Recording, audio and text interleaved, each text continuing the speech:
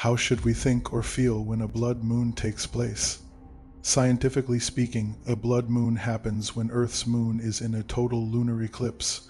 This simply means that the Earth has moved into a position where it is directly between the Sun and the Moon, which blocks normal sunlight from reaching the Moon. So the Moon becomes dark because it is in the shadow of the Earth.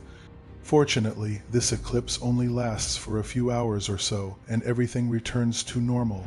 To us on the Earth, we are left with a visual memory of a hauntingly beautiful, yet in some ways creepy reddish blood moon, which in times past brought about great fear, even a sense of terror and doom to those more primitive humans who did not truly understand what was happening in the sky. But could there be a secret, hidden lesson that God is teaching us every time a blood moon occurs? Yes. The same God who created mankind, the Earth, the solar system, and the entire universe has beautifully and lovingly implanted a multitude of hidden clues and truths about himself in the very creation that he designed. Note, in the book of Psalms, chapter 19, it is written, "The heavens declare the glory of God. The skies proclaim the work of his hands. Day after day they pour forth speech. Night after night they reveal knowledge. They have no speech, they use no words. No sound is heard from them, yet their voice goes out into all the earth, their words to the ends of the world." So then, what is God silently declaring or speaking with the blood moons? To understand this, you must first learn some basic Christian symbolism from nature. The sun is our extremely powerful source of light and heat. There would be no life on earth without the sun. For many Bible scholars, the sun is symbolic of God himself. He is the source of all life and all light. Just as the planets revolve around the sun, the whole universe, in a sense, revolves around God, who controls and maintains the universe. Secondly, the moon is symbolic of the church. In other words, everyone who has been spiritually rescued, redeemed, and changed by Jesus Christ's sacrificial death, burial, and resurrection from the dead on our behalf.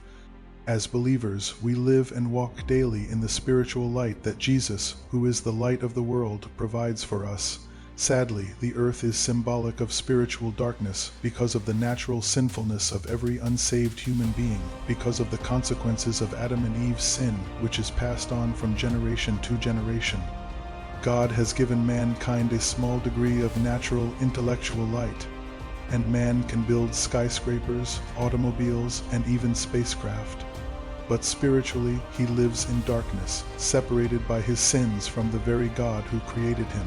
Now let's go deeper. The moon does not generate any light at all. It can only reflect the light that it receives from the sun. In the same way, the church, God's redeemed people, are called to shine the light we have received from Jesus to the lost people of this world.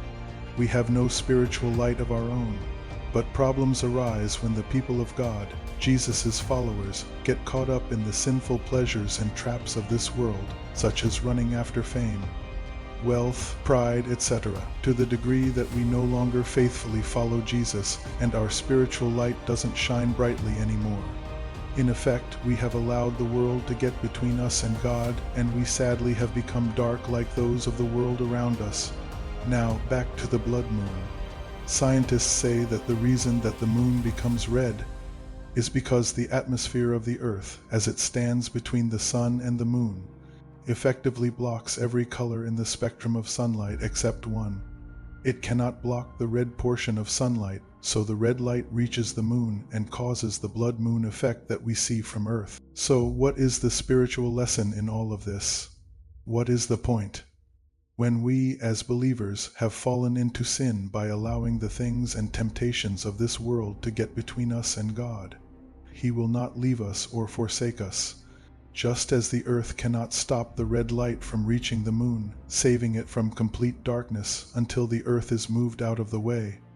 In the same way, even when we seem to be at a very dark point in our lives, whether it is our own fault or some heavy trial that we may be going through, we can never be so great of a failure or feel so far away from God that the saving, rescuing blood of Jesus cannot still reach us where we are, and keep us and preserve us until we are restored and made whole again by God's gracious forgiveness.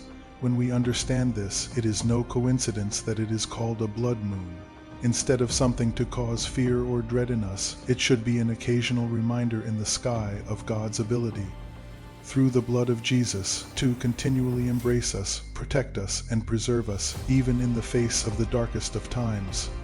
This is the powerful lesson of hope and encouragement that the blood moon teaches us. Until next time, friends, may God abundantly bless you and keep you. May you walk in God's wisdom and live well